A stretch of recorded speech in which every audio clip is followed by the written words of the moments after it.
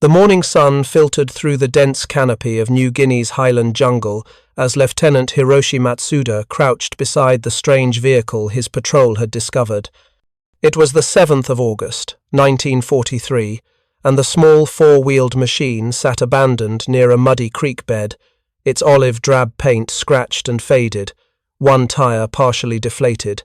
His men stood at a cautious distance, rifles ready, scanning the surrounding vegetation for American soldiers who might return for their equipment. But Matsuda's attention was fixed entirely on the vehicle itself. He had never seen anything quite like it. The Americans called it a jeep, according to the identification plates stamped into its metal frame. Matsuda walked slowly around it, his engineering training from the Tokyo Imperial University demanding systematic observation. The vehicle was small, almost comically so compared to the Type 94 trucks his unit used for supply runs. Its design was angular and utilitarian, with none of the refined aesthetics he associated with quality machinery. The canvas top was torn in two places.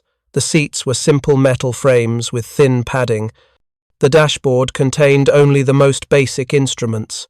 Everything about it suggested hasty construction, mass production without attention to craftsmanship. Yet something didn't align with what he had been taught about American industrial capability. Matsuda had graduated in the top 15% of his engineering class in 1939. He had studied metallurgy, mechanical design, and manufacturing processes under professors who emphasized Japanese superiority in precision engineering. The Empire's vehicles were crafted with discipline and attention to detail that reflected the warrior spirit itself. American equipment, by contrast, was described in his textbooks as quantity over quality, speed over precision, built by workers who lacked the dedication and skill of Japanese craftsmen.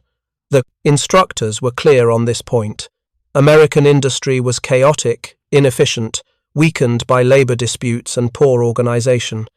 Japanese engineering represented the superior path. If you're enjoying this deep dive into the story, hit the subscribe button and let us know in the comments from where in the world you are watching from today. But here in the mud of New Guinea, examining this abandoned American vehicle, Matsuda encountered evidence that complicated that narrative. He ran his hand along the frame rail. The steel was thick, substantially heavier than he expected.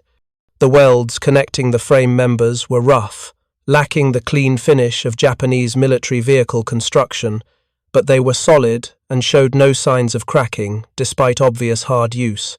He pulled out his notebook and began recording measurements and observations. The suspension system caught his attention immediately. Matsuda crouched low to examine the spring arrangement and mounting points. The design was unusual, different from any Japanese military vehicle he had worked with. The leaf springs were mounted to allow significant vertical travel, far more than the Type 94 trucks. He estimated nearly 30 centimeters of suspension movement, perhaps more. This meant the wheels could articulate dramatically over uneven terrain, while keeping the chassis relatively level. It meant the vehicle could navigate obstacles that would cause a Japanese truck to bottom out or lose traction. This was not poor engineering, this was different engineering, optimized for different priorities. Matsuda opened the engine compartment. The hood was held by two simple latches, no complicated mechanisms or precision fittings. Inside sat a four-cylinder engine of unremarkable design, nothing exotic, nothing that suggested advanced technology. The displacement appeared to be around 2,000 cubic centimeters, producing perhaps 60 horsepower, a modest power plant for any vehicle. But as he studied the layout more carefully, he noticed something remarkable about the accessibility of every component. The spark plugs could be reached without removing other parts. The oil filter was positioned where even an inexperienced mechanic could change it quickly. The air filter was held by a single wing nut that could be loosened by hand. The distributor cap lifted off with simple clips. Every maintenance point was exposed and accessible. Matsuda thought about the Type 94 engine, which required removing the radiator to access two of the spark plugs and removing the fan shroud to reach the oil filter. That engine was precisely engineered, yes, but it required trained mechanics and proper tools for basic maintenance. This American engine was designed to be serviced by ordinary soldiers in field conditions, possibly in darkness, possibly under fire. The realization made Matsuda uncomfortable. He had been trained to recognize inferior engineering when he saw it. Rough welds, simple component layouts, basic instrumentation. These were supposed to be signs of hasty mass production and lack of quality control. But looking at this vehicle as a complete system, he was beginning to understand that these weren't flaws. They were intentional design choices serving a specific purpose. The Americans had built this vehicle to be maintained by average soldiers with minimal training, using basic tools, in terrible conditions far from proper repair facilities. That suggested a different kind of sophistication, one his training had not prepared him to recognize. Matsuda spent 3 hours documenting every aspect of the Jeep. He measured the wheelbase at just over 2 meters, remarkably short for a military vehicle. The track width was narrow, about 1.2 meters. These dimensions gave the vehicle an exceptionally tight turning radius. He tested the steering, finding it direct and requiring no complicated linkages. The four-wheel drive system engaged through a simple transfer case with a manual shifter. No complex mechanisms, no precision adjustments needed. Just a straightforward mechanical connection that sent power to all 4 wheels simultaneously. The tires were another revelation. Matsuda examined the tread pattern closely, noting the aggressive design optimized for mud and rough terrain. The sidewalls were reinforced but not rigid, allowing the tire to deform slightly over obstacles while maintaining strength. He checked the tire pressure with his gauge about 16 pounds per square inch, much lower than Japanese military vehicles typically ran. Lower pressure meant better traction and a more compliant ride over rough ground, though it also meant the tires would wear faster on paved roads. But there were no paved roads in the New Guinea highlands. The Americans had designed their vehicle for the terrain where they would actually fight, not for ideal conditions. As the afternoon heat became oppressive, Matsuda ordered Corporal Ito to attempt starting the Jeep. They had found fuel in jerry cans nearby, suggesting the Americans had abandoned the vehicle due to mechanical failure rather than running out of fuel.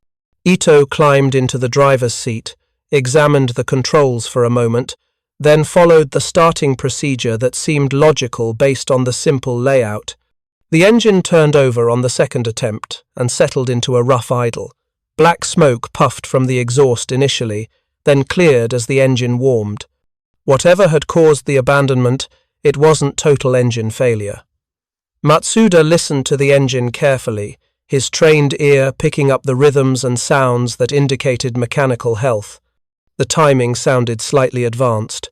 One cylinder was firing less strongly than the others, probably a fouled spark plug. The exhaust note was rough but steady. This engine had been run hard and maintained minimally, yet it was still functioning. He thought about Japanese engines he had seen fail after much less abuse, requiring complete rebuilds because precision tolerances had been compromised. This crude American engine just kept running. Over the next week, Matsuda conducted a series of tests comparing the captured Jeep to his unit's Type 94 truck. He was methodical in his approach, documenting every trial, measuring performance across multiple parameters. His commanding officer, Captain Tanaka, had authorized the tests after reading Matsuda's initial report. Tokyo wanted detailed assessments of captured enemy equipment, looking for weaknesses that could be exploited. Matsuda suspected his findings would not contain the weaknesses his superiors expected to see. The first test was simple mobility through muddy terrain. The road leading to their forward supply dump was a quagmire after 3 days of heavy rain, churned into deep ruts by previous vehicle traffic. Sergeant Kimura drove the Type 94 first, picking his line carefully through the worst sections.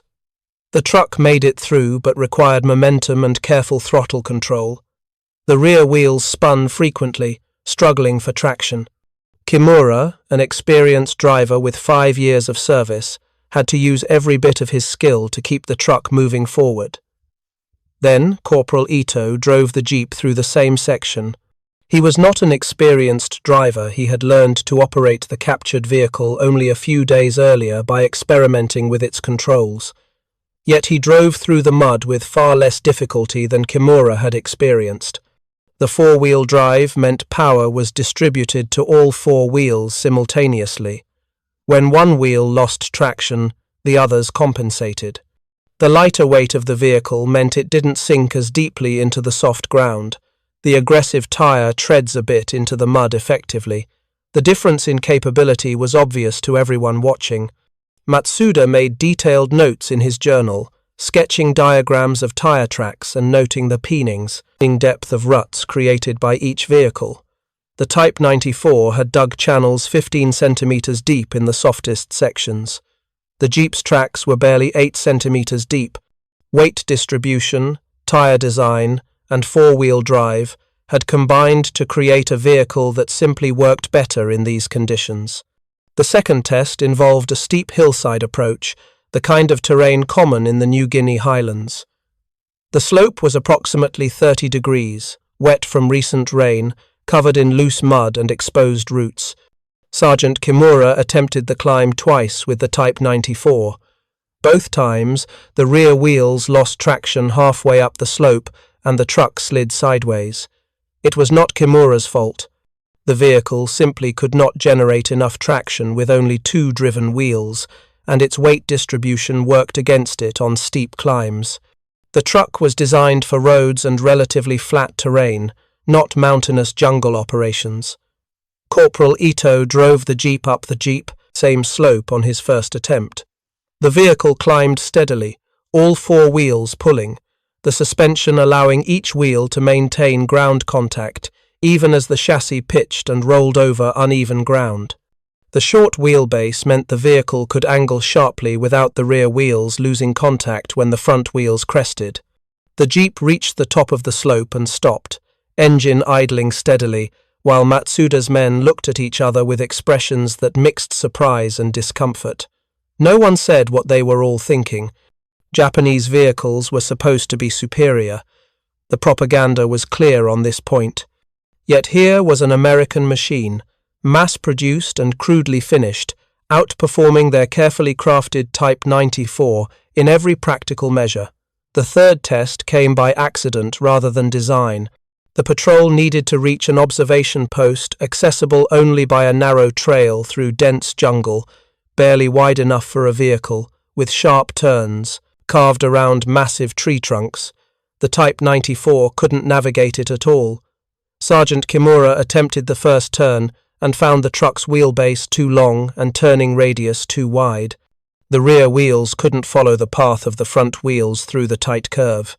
After 20 minutes of attempting to maneuver through, Kimura reversed out and reported the trail impassable for the truck. Matsuda decided to attempt it with the jeep. The short wheelbase that he had measured days earlier proved decisive. The jeep could turn sharply enough to navigate the curves. Its narrow track meant it fit through gaps that the wider Type 94 couldn't manage. Corporal Ito had to back up and reposition several times, and low-hanging branches scraped across the canvas top, but the jeep made it through to the observation post. The vehicle could go places that Japanese trucks simply couldn't reach. By the end of that week, Matsuda had accumulated enough data for a comprehensive report. He worked by lantern light in his tent, organizing his notes into formal documentation. His training demanded precise technical language, objective analysis, and conclusions supported by measured evidence. But the conclusions that emerged from the data were uncomfortable ones. The American Jeep was superior to Japanese light trucks in almost every measure relevant to jungle warfare. It had better mobility in mud, it could climb steeper slopes, it could navigate tighter trails. It was easier to maintain with basic tools and minimal training.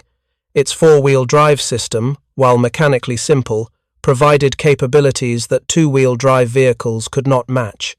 And its design philosophy, favoring reliability and maintainability over refinement, was actually more sophisticated than Japanese approaches for the conditions where the vehicle would be used. Matsuda wrote his report in careful language, stating facts rather than interpretations, letting the measurements speak for themselves. He described the suspension travel, the engine accessibility, the four-wheel drive engagement, the turning radius, the ground clearance. He documented the test results objectively. The Type 94 required 2 attempts to climb the test slope and failed both times. The Jeep succeeded on the first attempt. The Type 94 could not navigate the narrow trail. The Jeep completed the trail in 32 minutes. Facts, just facts. But the implications of those facts were unavoidable. What made Matsuda most uneasy was not just that the Americans had built a better vehicle for these conditions. It was what that vehicle revealed about American industrial capacity and design philosophy. The Jeep was clearly designed for mass production. Every component was simplified, parts were standardized, assembly would be straightforward, maintenance was designed for soldiers with minimal training. Everything about the vehicle suggested it was meant to be produced in enormous quantities and used by ordinary troops in terrible conditions. If the Americans could design and produce a vehicle this capable, this thoughtfully engineered for practical military use, what else were they building? The propaganda insisted American industry was chaotic and inefficient, that American workers lacked discipline, that American designs prioritized appearance over function. Yet there was physical evidence that suggested otherwise. This vehicle was not well finished, but it was extremely well designed for its intended purpose. Matsuda thought about the industrial capacity required to produce such vehicles in significant numbers.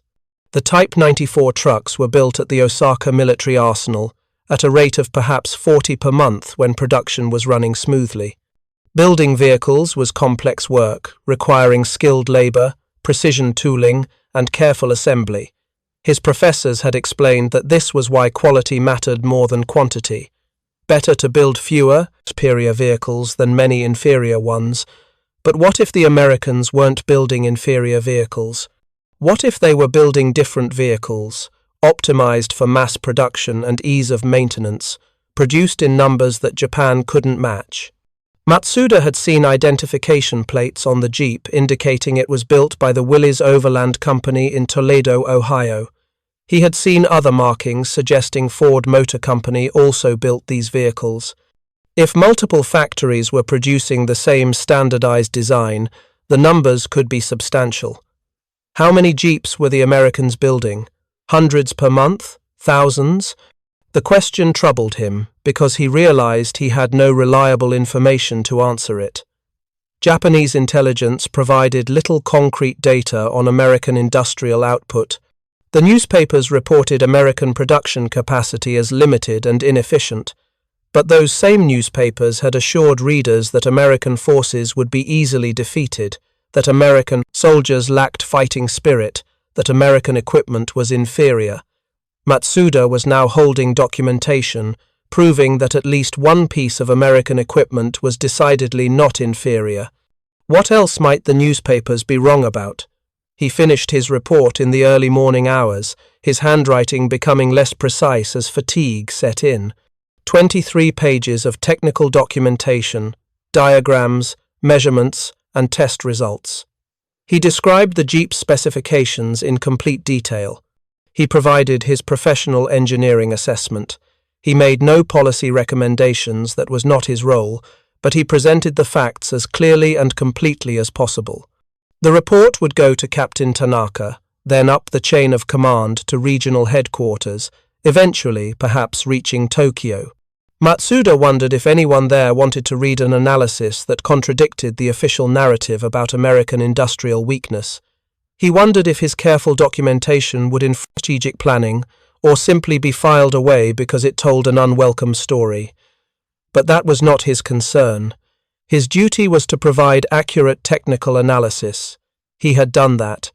What others did with the information was beyond his control. In the weeks that followed, more captured American equipment began flowing through Matsuda's section. A large truck with 6-wheel drive and massive cargo capacity, a bulldozer that could clear jungle terrain faster than entire squads with hand tools. Radios that were sealed against moisture and functioned reliably in the humidity that destroyed Japanese communications equipment. Each piece of equipment told a similar story. American industrial design wasn't chaotic or inferior. It was organized around different principles: standardization, mass production, reliability, ease of maintenance. And if the markings and serial numbers meant anything, it was being produced in astonishing quantities. The captured Jeep remained with Matsuda's unit through the autumn of 1943. It became the preferred vehicle for difficult missions, more reliable than their own trucks, able to reach places Japanese vehicles couldn't go. Soldiers requested an assignment to it. Mechanics competed to maintain it, though it required minimal maintenance compared to Japanese vehicles. The Jeep had become more than just transportation. It had become a symbol of something, though no one spoke openly about what that something represented. Matsuda continued documenting every aspect of the vehicle's performance. He recorded fuel consumption, surprisingly efficient for a four-wheel drive vehicle, averaging about 7 kilometers per liter in jungle conditions. He documented maintenance requirements minimal, mostly preventive work that any soldier could perform. He noted reliability. The engine had now run for over 300 hours with only basic servicing, far exceeding the maintenance intervals required by Japanese military engines. Every data point reinforced the same conclusion. This was a well-engineered vehicle optimized for military use in difficult conditions. In November of 1943, Lieutenant Matsuda received orders transferring him to a headquarters position in Rabaul. His engineering expertise was needed for a larger analytical role, reviewing reports from throughout the Southwest Pacific Theater and providing assessments to support operational planning. It was a promotion of sorts, recognition of his technical capabilities and thorough documentation practices. Before departing, he spent one final afternoon with the captured Jeep. He had documented everything about this vehicle over 4 months, every specification, every capability, every design choice. His reports filled 2 thick folders that would accompany him to Rabaul. He ran his hand one more time along the Jeep's battered hood, feeling the rough paint and dented metal, thinking about what this machine represented. It wasn't just a vehicle. It was evidence of an industrial capacity that Japan had apparently underestimated, evidence of a design philosophy focused on practical effectiveness rather than aesthetic refinement, evidence of an enemy that could produce military equipment in quantities that would overwhelm not through individual superiority, but through sheer numbers and logistical capability. The Americans hadn't built this Jeep to impress anyone. They had built it to win a war.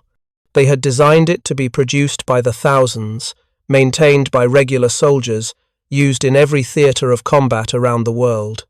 And if the rumors filtering through the ranks were true, they were succeeding at exactly that.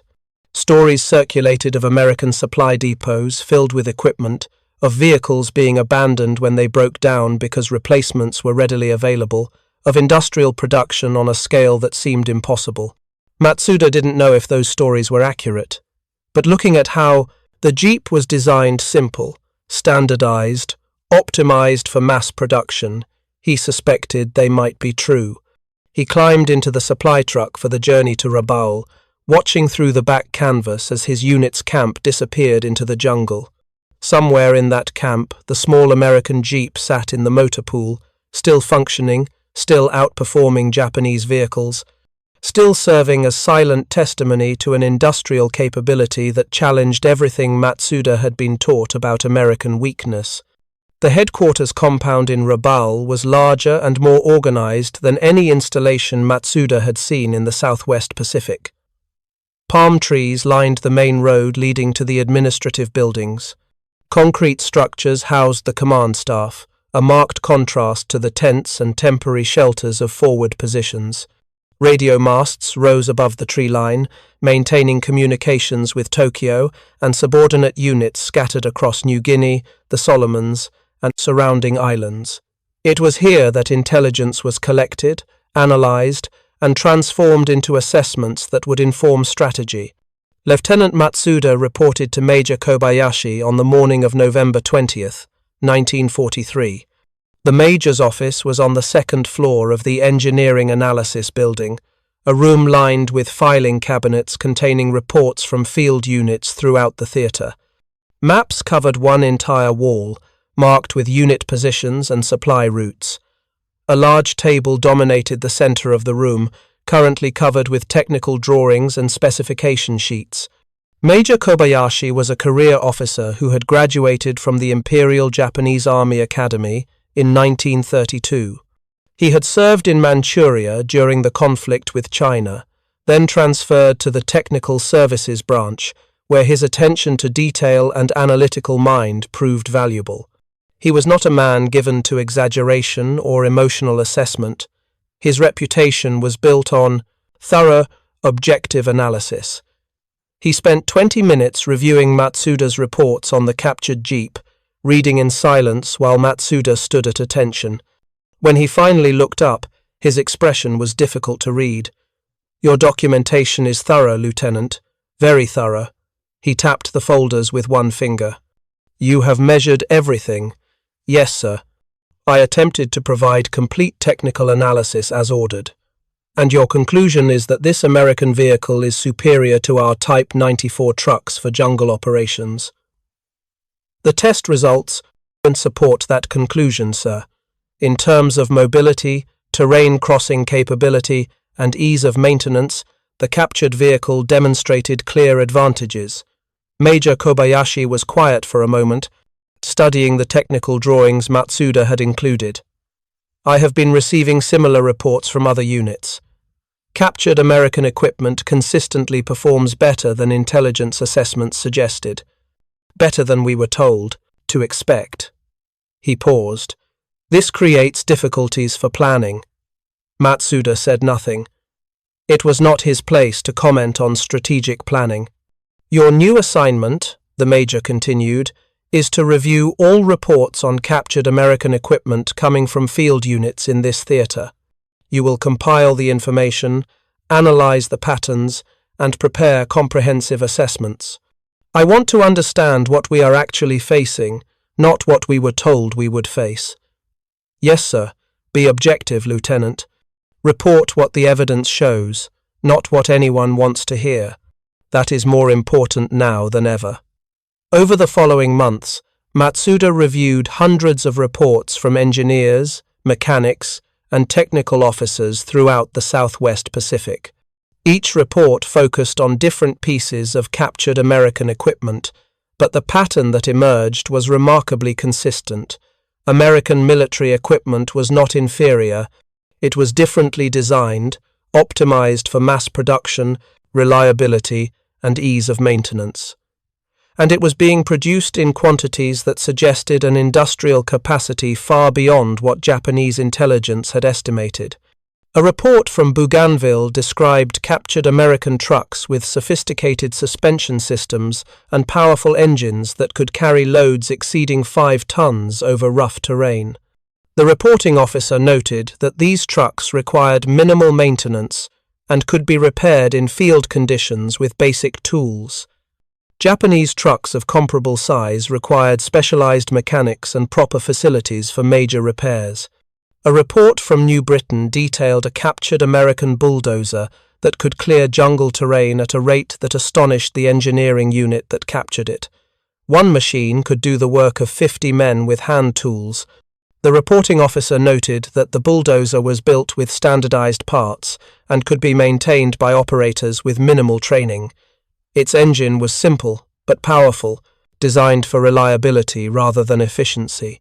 A report from the Admiralty Islands described captured American communications equipment, radios that were sealed against moisture, functioned reliably in tropical humidity, and could be operated by soldiers with basic training. Japanese radio equipment required careful maintenance, frequent adjustment, and often failed in the damp conditions of the Pacific Islands. The American radios just worked. Report after report told the same story. American equipment prioritized practical effectiveness over refinement. It was designed to be produced in large quantities, maintained by average soldiers, used hard, and replaced when necessary. This wasn't inferior engineering. It was engineering optimized for industrial warfare on a global scale. Matsuda compiled the information into comprehensive assessments organized by equipment category: vehicles, construction equipment, communication gear, small arms, artillery. Each category revealed the same pattern. American industrial capacity was producing military equipment in quantities and quality levels that exceeded Japanese intelligence estimates by significant margins. The numbers were particularly striking when he compiled them.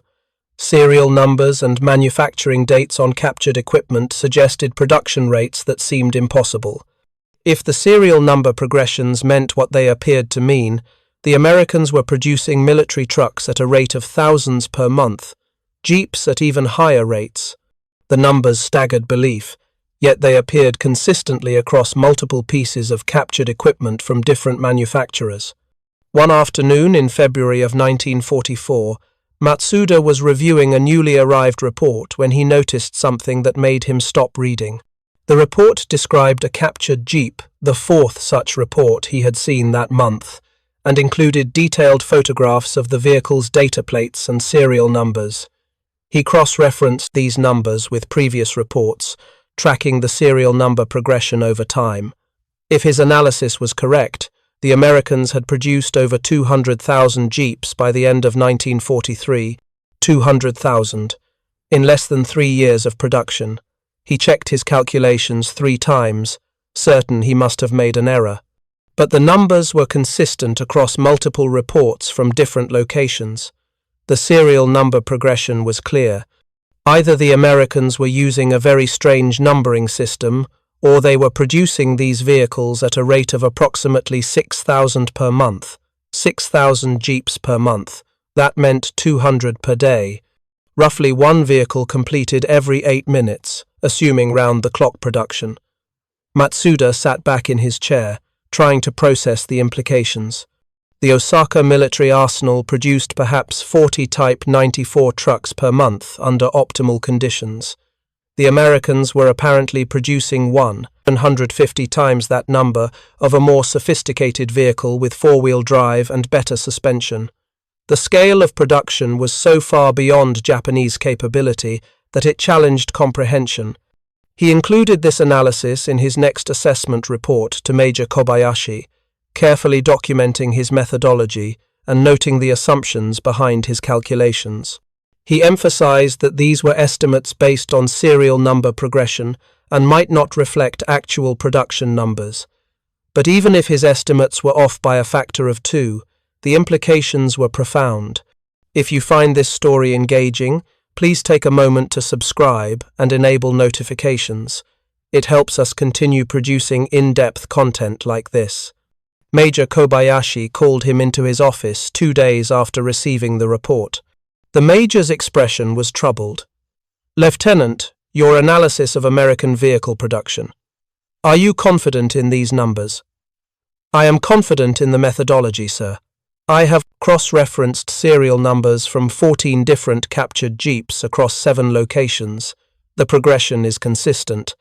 Unless the Americans are using a deliberately misleading numbering system, which seems unlikely for military equipment, the production numbers appear to be as I calculated. 200,000 vehicles of this type. By the end of 1943, yes, sir. Production appears to be continuing at similar or higher rates." Major Kobayashi was silent for a long moment, staring at the report on his desk. "Do you know how many trucks of all types Japan produced in 1943, Lieutenant?" "I do not have that figure, sir. Approximately 47,000. Total military and civilian production combined." He looked up at Matsuda. "If your analysis is correct, the Americans produced 4 times that number of just this one vehicle type.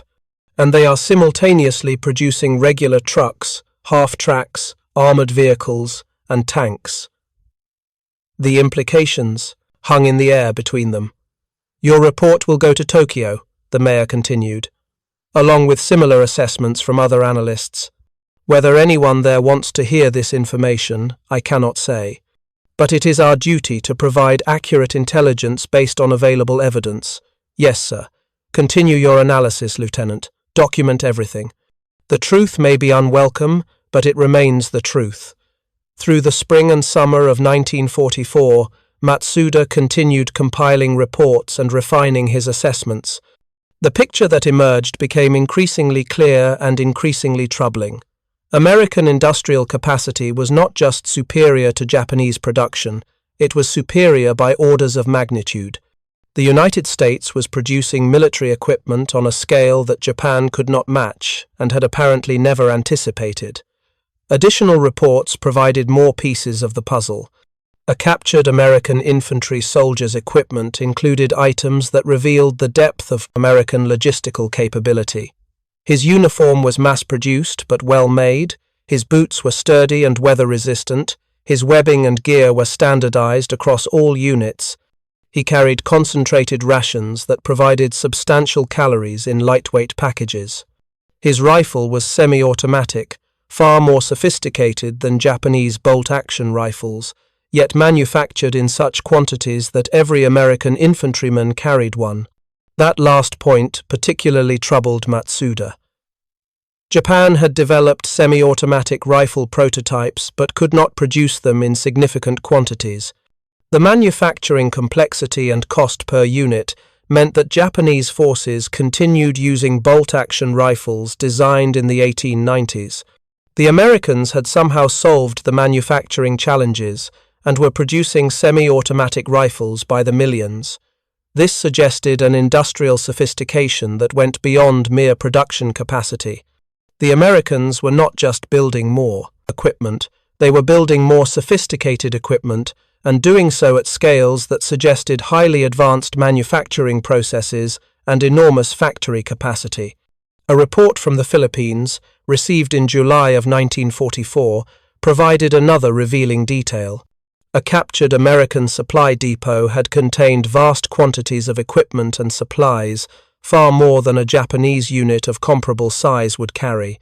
The reporting officer noted that much of this equipment was simply abandoned when American forces retreated, left behind because they apparently had so much they could afford to lose it. Replacement equipment would be delivered to replace what was lost. This was psychological warfare of a different kind. Not propaganda or intimidation, but the simple material reality of overwhelming abundance.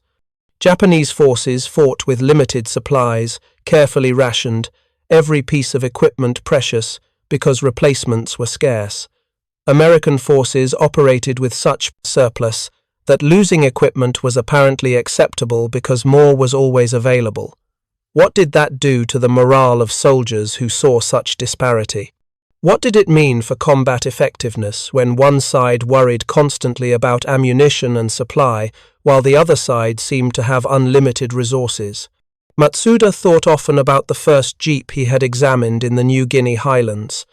That single vehicle had opened his eyes to American industrial capability in a way that no intelligence briefing had done. It had been physical evidence, sitting there in the mud, demonstrating through its design and construction that American engineers knew what they were doing and American factories could produce sophisticated equipment in massive quantities. How many other Japanese officers had examined captured American equipment and reached similar conclusions? How many had reported their findings up the chain of command? And what had become of those reports?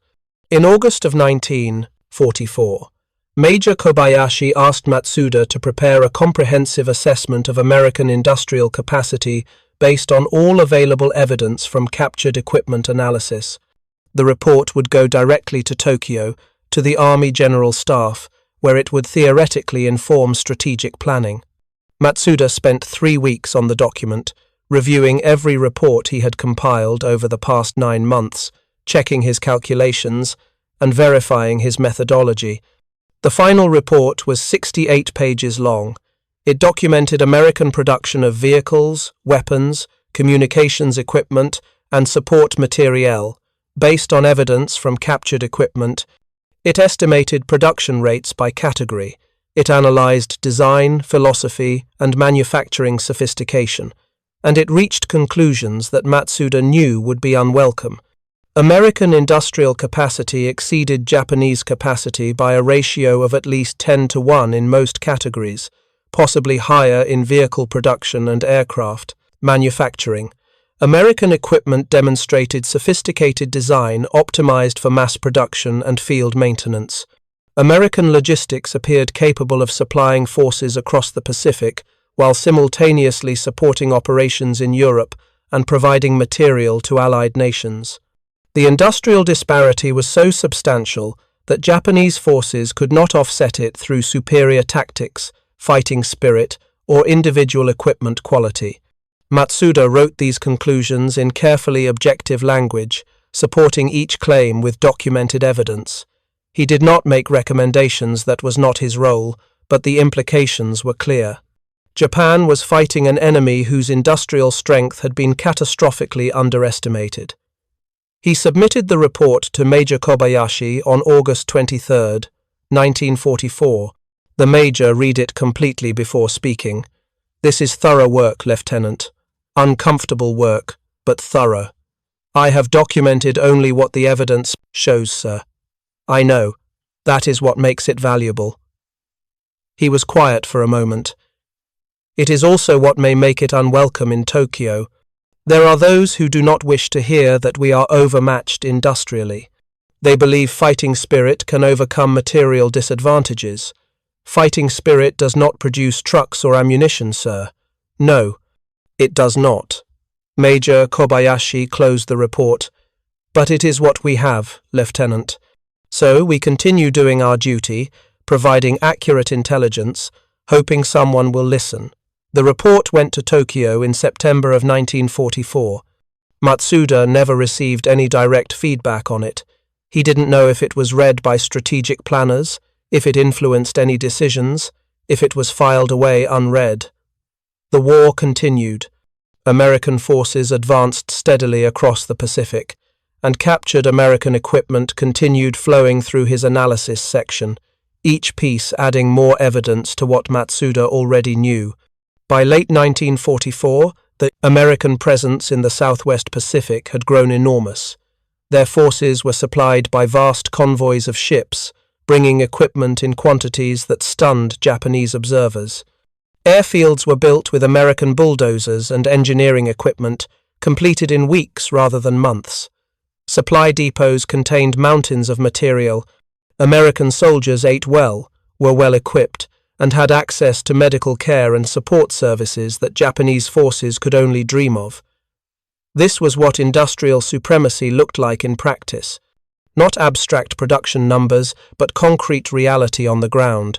Food, ammunition, fuel, replacement equipment, medical supplies, everything needed to fight a war, available in abundance. Matsuda received word in December of 1944 that his younger brother, Kenji, had been killed in the Philippines. The letter from his mother was brief, her handwriting unsteady. Kenji had been serving with an infantry unit on Leyte when American forces landed. His unit had fought fiercely, she wrote, with the warrior spirit expected of Japanese soldiers. But they had been overwhelmed by American firepower and numbers. Kenji had died honorably, his commander assured them, fighting to the last. Matsuda sat alone in his quarters that evening, his brother's last letter in his hands. Kenji had written it 2 months before his death, describing the situation in the Philippines with careful optimism required by military censors. Reading between the lines, though, Matsuda could sense his brother's awareness that they were facing overwhelming odds. Kenji mentioned seeing American aircraft in formation so large they darkened the sky. He mentioned American artillery that fired continuously for hours. He mentioned the abundance of enemy equipment, the endless supplies, the sense that they were fighting not just an army but an entire industrial nation. Now Kenji is gone, one of thousands, tens of thousands of Japanese soldiers being killed by an enemy that could simply produce more weapons, more ammunition, more equipment than Japan could possibly match. Matsuda thought about his reports documenting American industrial capacity. He thought about the warnings he and others had provided about the scale of material disparity.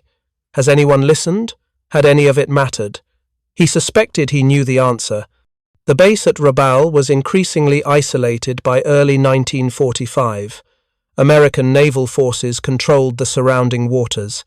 Allied aircraft dominated the skies. Supply ships rarely reached the harbour now, and when they did arrive, they carried limited cargo. The garrison was being bypassed, left to wither while American forces advanced elsewhere. It was a strange kind of siege, no direct assault, just isolation and gradual starvation of supplies. Major Kobayashi gathered the engineering analysis staff in January of 1945 to discuss their situation frankly. "We will likely remain here until the war ends," he told them. "Our work documenting enemy capabilities continues, though I suspect our reports are reaching Tokyo less frequently now. Nevertheless, we do our duty." Matsuda continued analyzing captured equipment when it was brought in, though the flow had slowed to a trickle. Most of what he saw now was equipment abandoned by American forces who had moved on to other objectives. They could afford to abandon it, more would be produced to replace what was left behind. That casual abundance spoke louder than any intelligence report about the industrial disparity between the two nations. In March of 1945, a small boat managed to reach Rabaul carrying mail and limited supplies. Among the mail was a letter for Major Kobayashi from an old colleague now serving in Tokyo. The mayor shared relevant portions with Matsuda during a private meeting.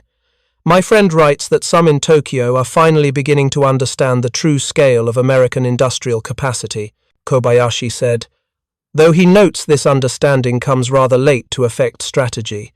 He mentions that reports like yours, specifically have been compiled with similar assessments from other theaters. The picture is uniformly troubling.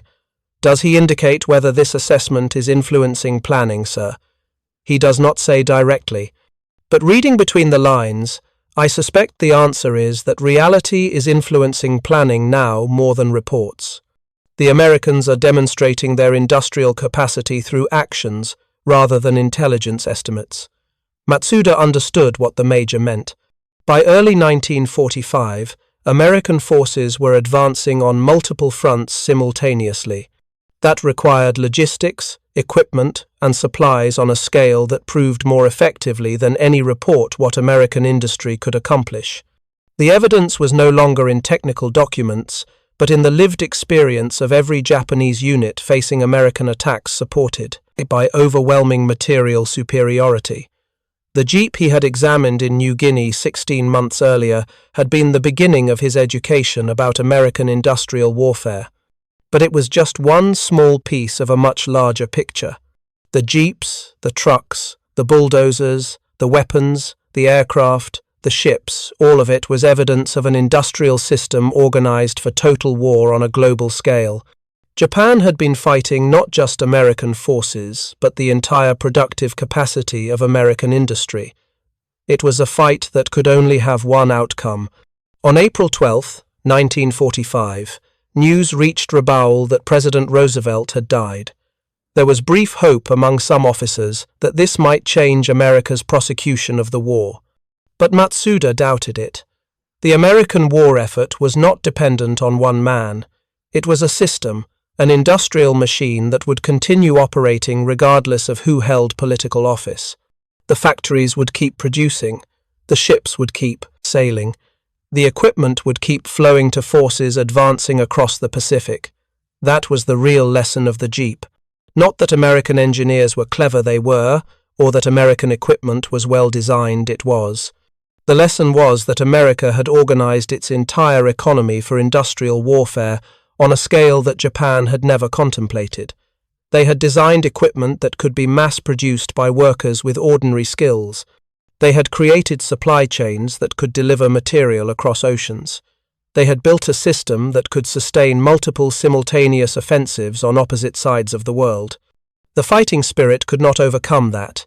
Individual courage could not defeat industrial abundance. Japan had entered a war it did not understand, against an enemy whose true strength had been hidden behind propaganda and wishful thinking.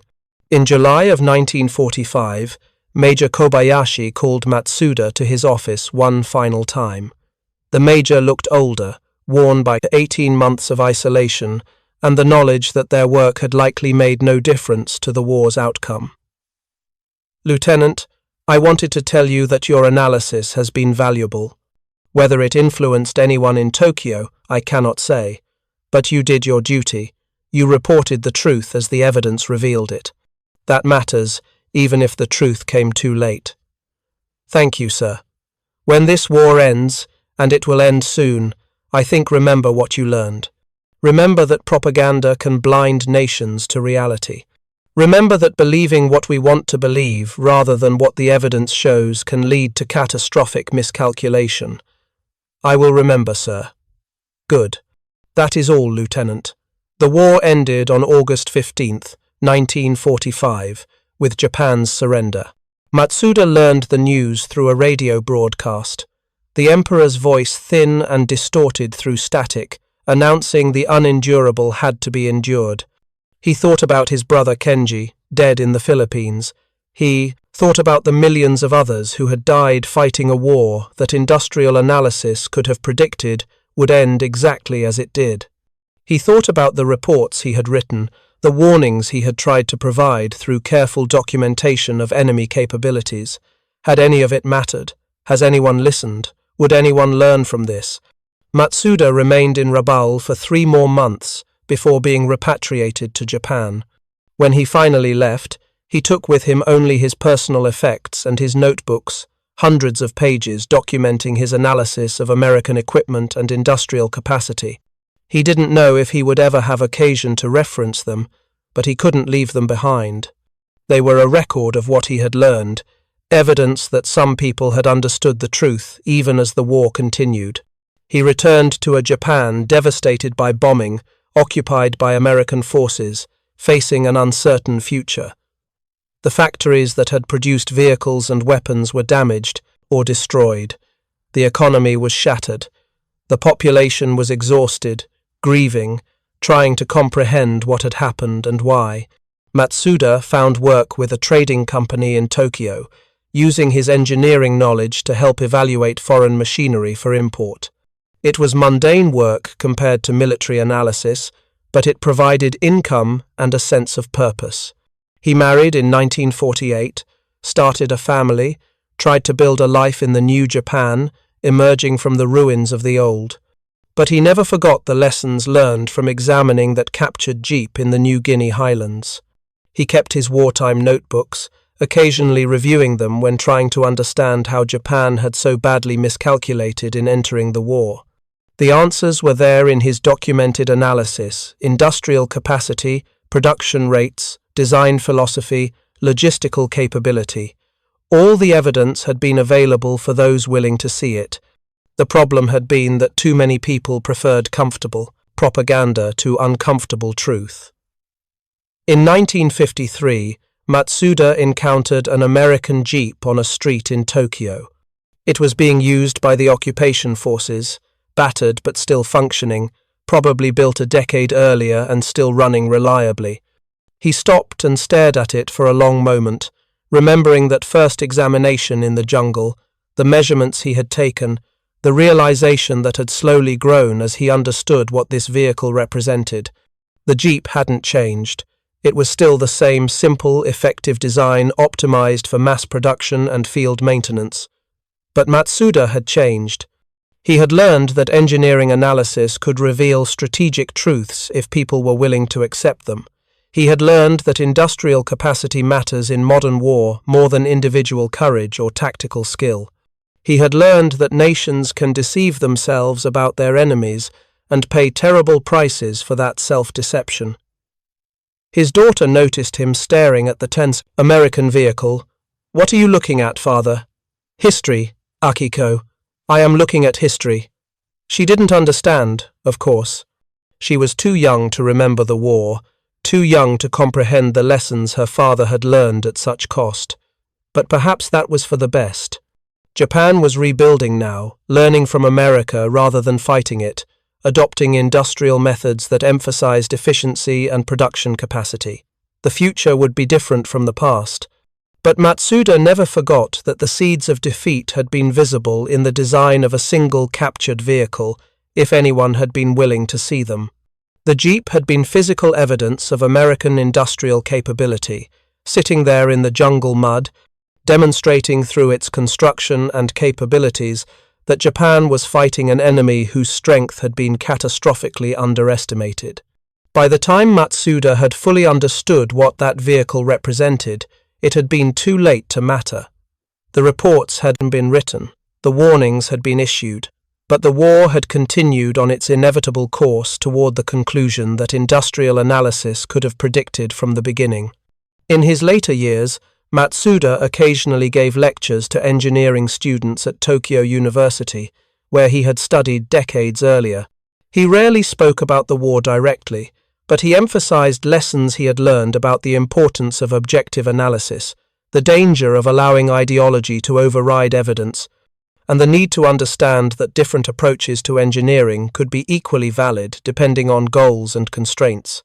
Sometimes a student would ask about his wartime service, and he would mention briefly that he had analyzed captured enemy equipment. He never described the Jeep specifically, or explained how one vehicle had opened his eyes to truths that his country had been unwilling to acknowledge. Those details seemed too personal, too connected to his brother's death and his own sense of failure at not making anyone listen to the warnings the evidence provided. But he kept his wartime notebooks, carefully preserved in a wooden box in his study. They contained the measurements, the calculations, the careful documentation of everything he had learned about American industrial capacity. They were evidence that some people had understood the truth, even if that understanding had come too late and mattered too little. The last time Matsuda saw an American Jeep in regular use was in 1968, more than 20 years after the war's end.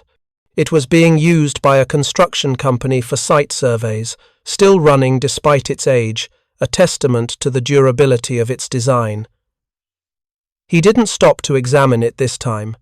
He had learned everything there was to learn from such vehicles decades earlier. But he remembered. He remembered the moment of discovery in the New Guinea jungle, the gradual understanding of what the evidence revealed, the uncomfortable, a realization that his nation had entered a war against an enemy whose true strength had been hidden behind layers of propaganda and wishful thinking.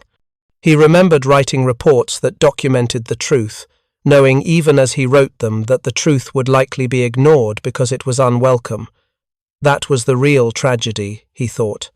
Not that Japan had lost the war, that outcome had been inevitable given the industrial disparity. The tragedy was that the evidence of that inevitable defeat had been available from the beginning, if anyone had been willing to look at it objectively.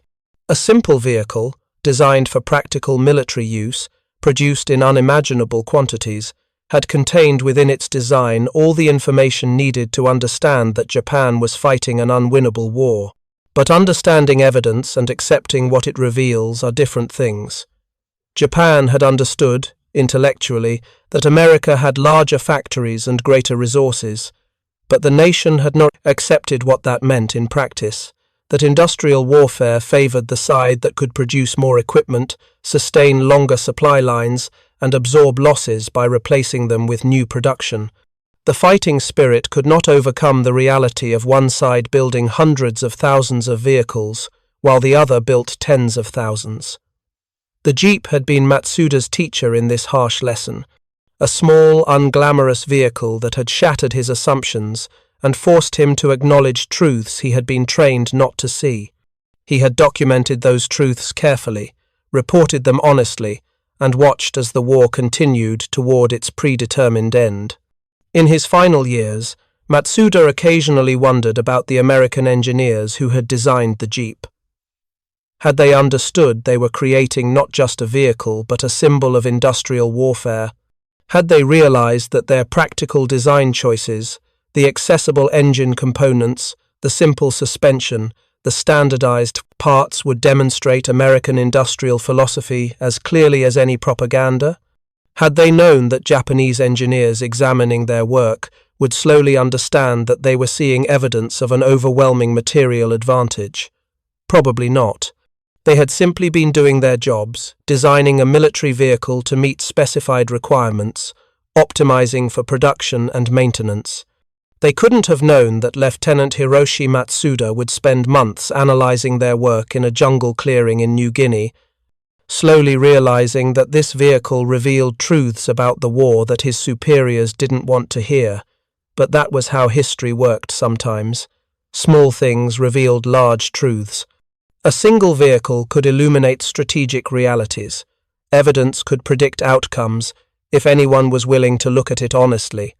Matsuda died in 1982 at the age of 64, having lived long enough to see Japan transform from defeated nation to economic power. His children inherited his papers, including the wartime notebooks, documenting his analysis of captured American equipment. They preserved them out of respect for their father, though none of them fully understood what those careful pages of technical documentation represented. They represented a lesson learned too late. They represented the truth and ignored it because it was inconvenient. They represented one engineer's attempt to provide objective analysis in a system that valued ideology over evidence. And they represented the education of Lieutenant Hiroshi Matsuda, who learned from examining a captured jeep that the war Japan was fighting had been lost before it began, in the factories and design studios where American industrial capacity had been organized for total war on a scale that Japan could never match. The lesson was there for anyone willing to learn it. Written in the specifications of a simple military vehicle, measured in suspension travel and turning radius, engine accessibility. Documented in careful reports that climbed the chain of command and disappeared into files somewhere in Tokyo. The Jeep had crossed terrain that Japanese vehicles couldn't navigate. But more than that, it had crossed the gap between propaganda and reality, between what Japan wanted to believe about its enemy and what the evidence actually revealed. For those willing to read that evidence objectively, the vehicle had been prophet and teacher, demonstrating through its design and capabilities that Japan was fighting an industrial war it had no capacity to win. Lieutenant Matsuda had read that evidence, understood its message, and reported his findings honestly. That the reports were ignored, that the truth came too late to matter, that the war continued to its inevitable conclusion, these were outcomes beyond his control. He had done his duty as an engineer and an analyst. He had measured, documented, and reported the truth as the evidence revealed it. The rest was history. Bitter, tragic history, written in the deaths of millions, including his younger brother Kenji, who had died facing American industrial abundance with nothing but courage and a bolt-action rifle. History that might have been different if evidence had been valued over ideology, if uncomfortable truths had been acknowledged rather than ignored. But perhaps that was asking too much. Nations at war are rarely objective about their enemies. Pride and propaganda cloud judgment, and by the time reality forces acknowledgement of uncomfortable truths, it is usually too late to alter outcomes. The Jeep had taught Matsuda all of this, though the lessons had taken months and years to fully understand. A simple military vehicle, sitting in jungle mud, waiting to reveal its secrets to anyone willing to examine it objectively and accept what the examination revealed. Thank you for watching. For more detailed historical breakdowns, check out the other videos on your screen now, and don't forget to subscribe.